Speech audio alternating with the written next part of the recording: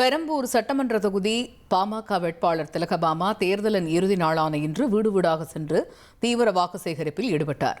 வியாசர்பாடி ஷர்மா நகர் பகுதியில் அவருக்கு உற்சாக வரவேற்பு அளிக்கப்பட்ட நிலையில் செய்தியாளர்களிடம் பேசிய அவர், தொகுதிக்கு எவ்வித நன்மையும் செய்யாத திமுக வேட்பாளர் RD சேகரோ அல்லது தேர்தல் பிரச்சாரத்திற்கே வராத விஜயோ தனக்கு போட்டி அல்ல என்று தெரிவித்தார்.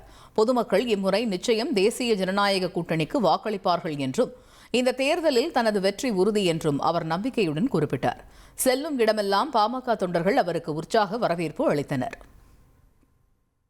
என்னைய பொறுத்த வரைக்கும் யார் எனக்கு எதிராளிங்கிறன்னு யோசிக்கிறதுல மக்களோட பிரச்சனைகள் தான் எனக்கு எதிரின்னு யோசிக்கிறேன்.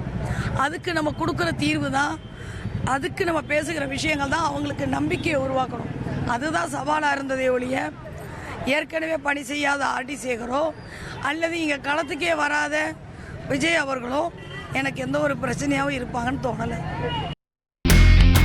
இனி செல்லும் இடமெல்லாம் செய்தி.